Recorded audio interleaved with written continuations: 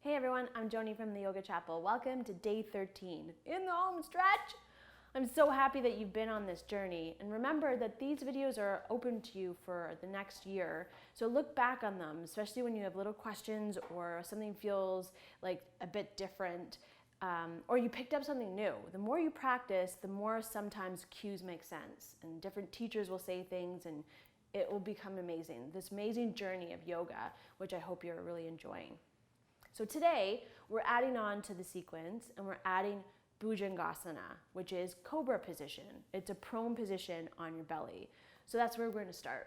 So you're going to come down onto your belly, let the feet pull out wide, stack the hands, let the forehead rest. This is a really nice opportunity to find your belly breath. And the cool thing about this pose is because the belly or the lungs are in the front and now on the ground, you actually push into the sensation of your breath movement. So the bigger you expand, you kind of feel the body lift away from the floor. And as you exhale, it kind of sinks you into the ground. It's a really beautiful pose to connect to breath.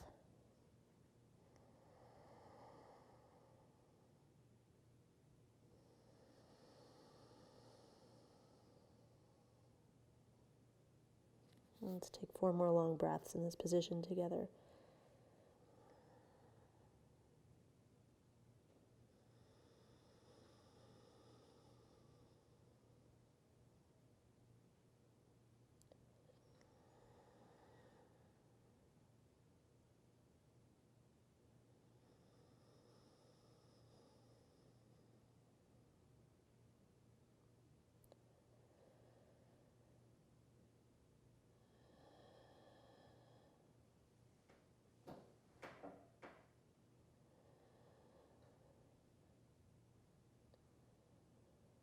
Take a breath.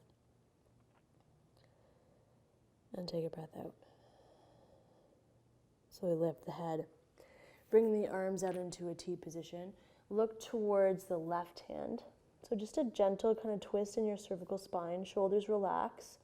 Still connected to the belly, breathing. Allow the shoulders to pull away from the ears.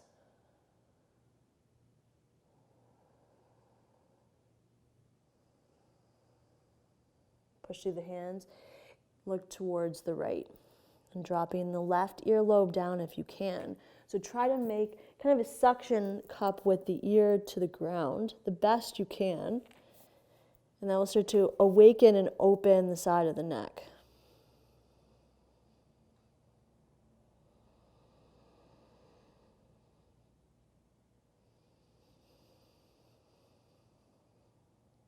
Let's bring the head back to center. Draw the elbows in, push into the hands, drop the elbows and the forearms down, and you're in Sphinx Pose. So one of the variations of Bhujangasana or Cobra Position is this pose. We're not in a deep back bend yet, because that's what Bhujangasana is. But what we can do from here is find our legs. We're going to draw our legs a little closer together, and it's the top of the feet, right, the toenail side of the feet, that's going to push down. And the harder you push down, so keeping your eyes looking forward, the chin parallel, so think Dandasana kind of with the body, it's different. Extend through the legs and then push through the tops of the feet, so much so that that contraction lengthens the legs. So it's not a soft knee. You're trying to extend the legs so the kneecaps lift. At the same time, I want you to tuck the pelvis forward so it feels like the hips are coming towards the top of the mat, and squeeze the bum to protect the low back. Take a breath as deep as you can, and take that breath out. Now this feet position is where I see a lot of people struggle as they come into Cobra Position. Their feet will lift, so they'll use their body to lift them up and their feet will be lifted. That's a different pose. Cobra Position is that the feet or the top of the feet are rooted down, and from that line of energy, we come into a deep back bend. Right? My chest is lifting, my heart is open, and my legs are extended. So it's the legs here that I want you to find. Tops of the feet, quads engaged, okay? You're gonna tent the fingertips, allow the body to roll down. So roll one rib at a time as you come down. So the chest comes down last, and then allow the forehead to drop down towards the floor and relax through the legs. And let's just windshield wiper the legs by bending the knees, dropping the legs right and left, right and left. Okay, let's come back through center. Let's turn over the toes, push through the hands, come all the way into a wide-legged child's pose. So let just that kind of back bend release just for a moment with the child's pose, which is the opposite direction of the spine. Belly rest between the thighs. And now there's a bit more freedom with the belly and the breath, right? You're not constricted, you're not pushing against the ground.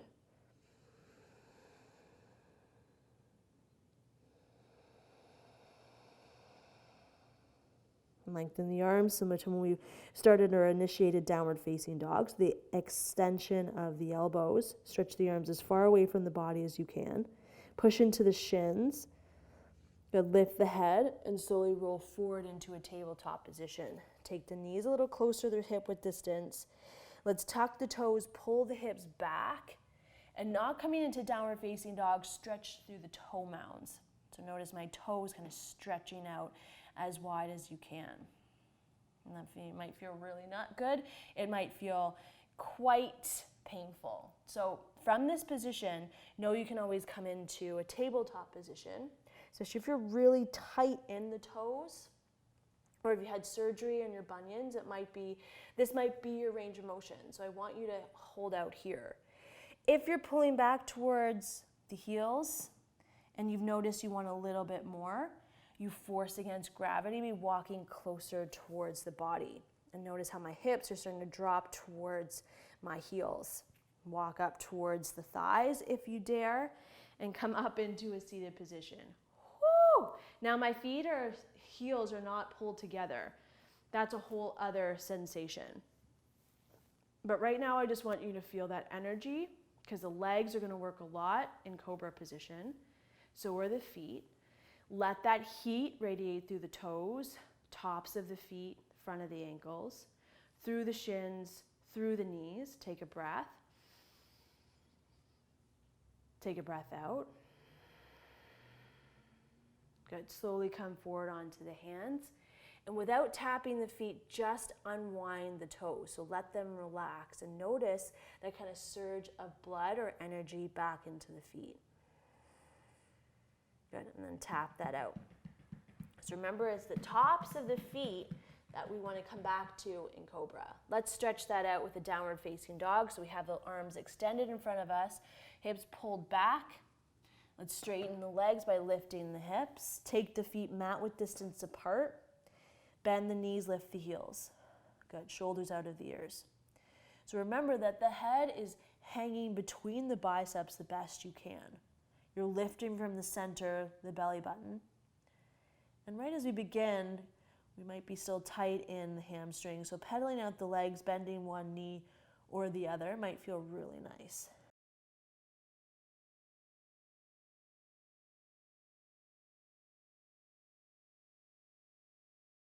Let's bring the toes together so that the toes touch, inside of the heels touch, slowly lower down onto the knees. Pull the hips back. Now the difference on this side is you're going to try, or this version is try not to separate the heels. Keep the heels squeezing together as you slowly come up the body.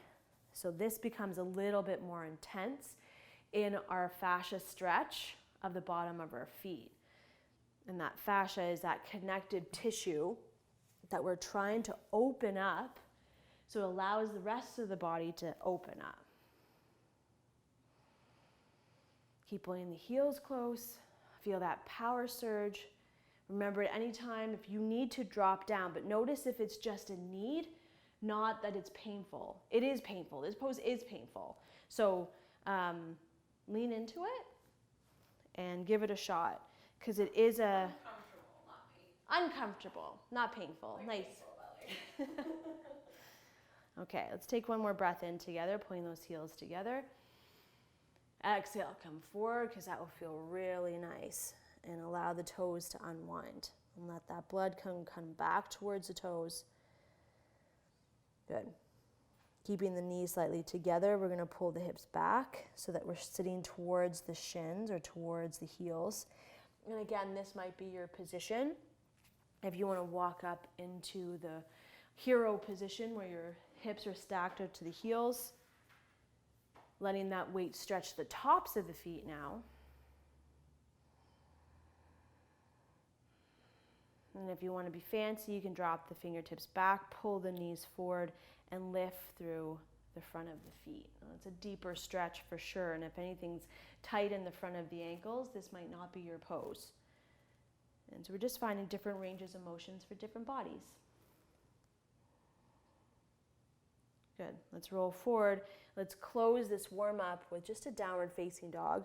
Separate the feet, mat width distance apart. Lift through the hips, shoulders out of the ears, let the head hang between the biceps, and see if those heels have a little bit more space. And we're still just warming up, so I'd say the heels lifted might feel really nice. Give those hamstrings the moment that they need. You're going to sway back and forth.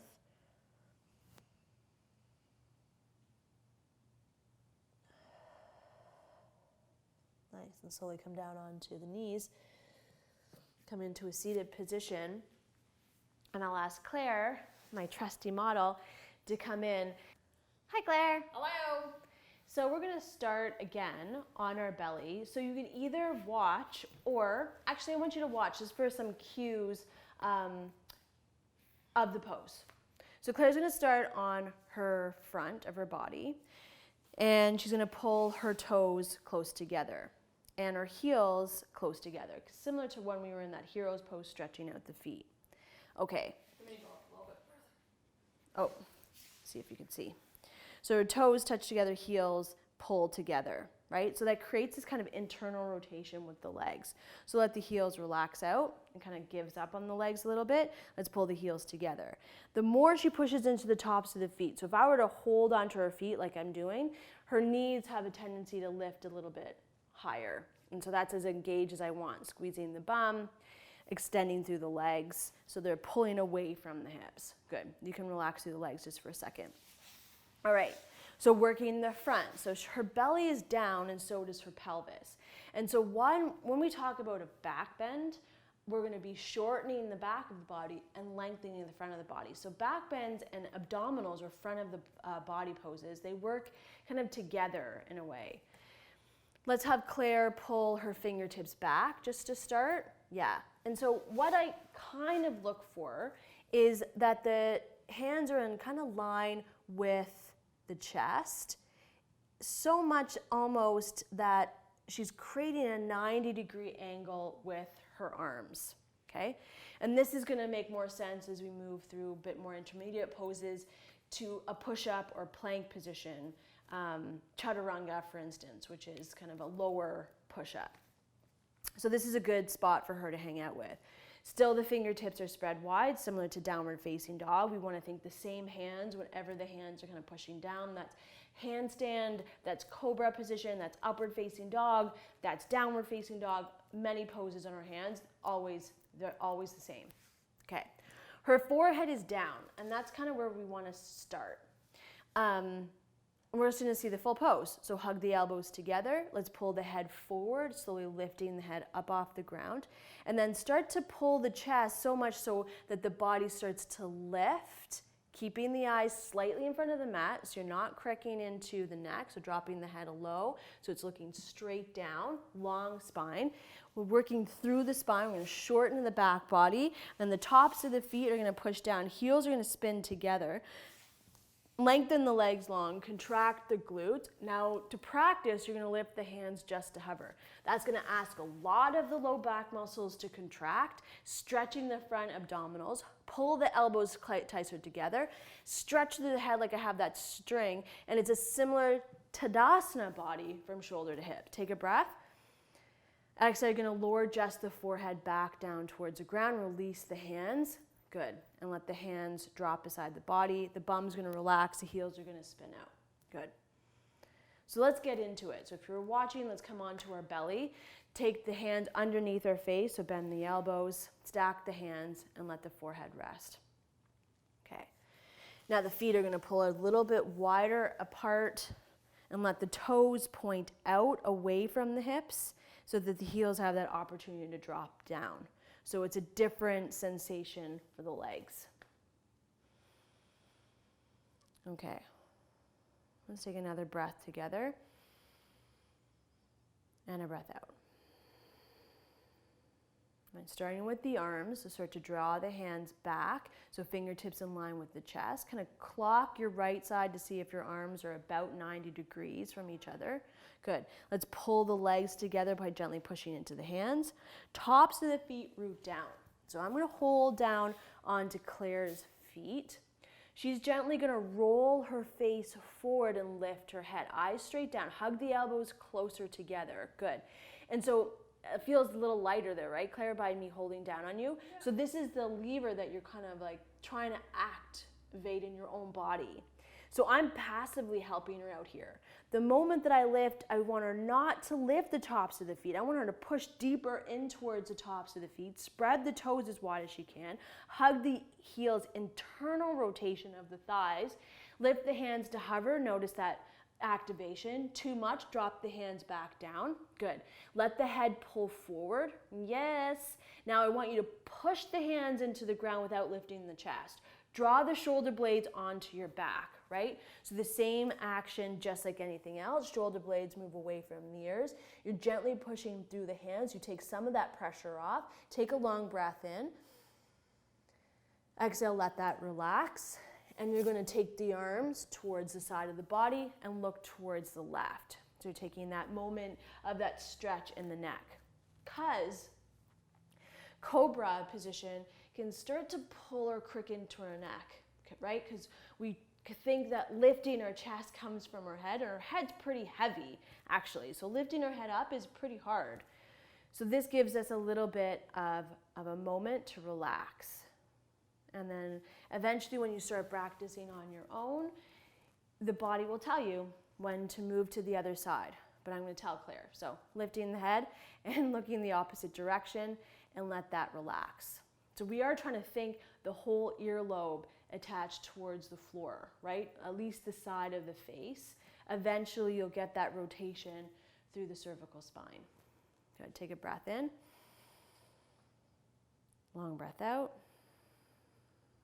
Good. Let's pull the head back towards center and bring the hands beside the body, just like we were going to come into Cobra arms again, 90 degrees, keeping the forehead down. Now, this time, the feet you kind of got, right? The tops of the feet stay down as much as you can. You're going to extend the legs. You're going to try to keep the power in the legs. So by pushing gently through the hands, keeping the forehead down, push through the hands, hug the elbows tighter.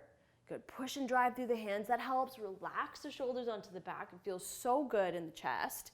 Okay, now we're going to come back to that Sharpie. So you're going to imagine that the nose has a Sharpie. You're going to roll the head forward until the tip of the nose is facing the ground, and then start to activate from the chest, like I'm pulling your chest open as I pull the shoulder blades back. Yes, look at that perfect spine. Head in line with ribs, in line with hips, and then pulling back. Let's lift the hands to hover. Glide the hands a little further back. There's the 90 degrees that we're trying to work towards. Good. Spread the hands. Take a breath in and a breath out. Okay, drop the hands first. Then slowly take the forehead down towards the floor. So that Sharpie will pull back in towards the body and relax the legs and take that breath, either stacking the hands towards center or look to the right or look to the left. Yeah, that's it. So I'm going to get Claire to come into Sphinx position, which is a nice restorative position of our back bend. Good. She's going to take your legs wide. You don't have to do that if you don't want to. If this is too intense for your back body, because remember, look, you're already in a deeper curve of your back, you can always drop the head, or you can always come back down to Cobra or Crocodile, which is on your belly, which was that stacked hand pose. Good. But I find that the shoulders stacked and the long forearm and hand gives us a bit of a break and still maintaining that nice shortening of the back body. So from Sphinx Pose, let's gently come into a child's pose. So allowing the hands to push you back. You can keep the knees wider together and pulling the hips towards the heels. And child's pose is a perfect counter pose to Cobra Position. Cobra, we're coming into an intense back bend. Here's a nice forward fold to the ground. So we're still keeping the energy towards the floor.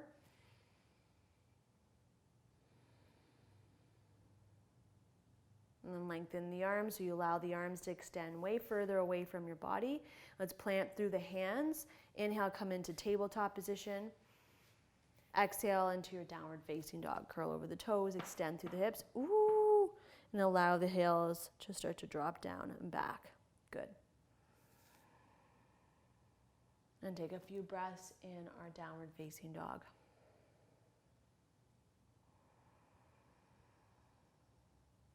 Okay, and then slowly come forward. So you can drop back onto the knees into tabletop position. And then exhale, let's come into a seated position while Claire gives us a nice little cool down. That was awesome. I had so much energy. Thank you so much, Joni. I decided to stay. So we're going to come into our belly this time for our ending position for meditation. So coming onto your belly, stretching your legs wide, coming onto one ear or the other, or if you like your forehead, coming onto that. And we're just going to learn a little bit about the mythology of the Cobra Pose. And yeah, we're going to get into it. So just relax, coming into your breath, in and out through your nose. The beauty of the beast. The cobra is a fearsome creature for most, but it is the friend of the yogi. Its many manifestations can help us on the path of the yogi. We stumble over obstacles, poisons, and fear. The snake is a powerful symbol of our ability to relinquish all fears as we progress on a spiritual path. The way we give up fear is not by running from it, as some might do from the cobra, but by getting close to it and seeing it from a different perspective. Lured by spiritual practice. While the great Buddha was meditating under the sacred Bodhi tree, a group of cobras gathered nearby, lulled by his quiet calm and inner confidence. He sensed their presence but had no fear, and this fearlessness assured the snakes that he would remain still. His stillness was like a balm to their minds, and so they stayed close to him to protect him. Witnesses gathered around the Buddha, but would not venture too close for fear of disturbing the den of the deadly snakes surrounding him. When it began to rain, the people became distressed about the Buddha's soaking head, but they dared not to go near to cover him. The snakes, in gratitude to him for providing a quiet space, devised a plan to protect the Buddha from the elements. The king of the cobras slithered up behind him and drew himself as tall as he could, which was difficult given his limbless nature.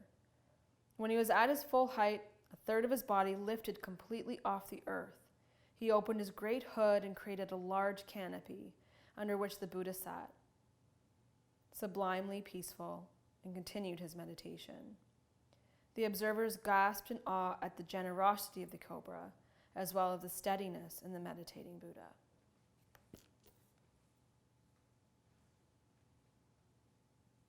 Take a deep inhale through the nose. Exhale through the mouth.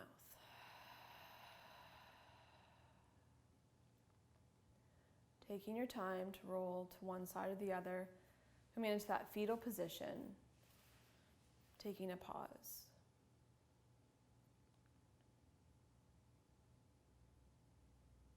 And then when you're ready, slithering your way up to a seated position. Bringing your left hand onto your heart and your right on top of your left. Thank you so much for practicing with us in this 20 to Life series. From our snakes to your snakes, have an amazing rest of your day or night. Namaste.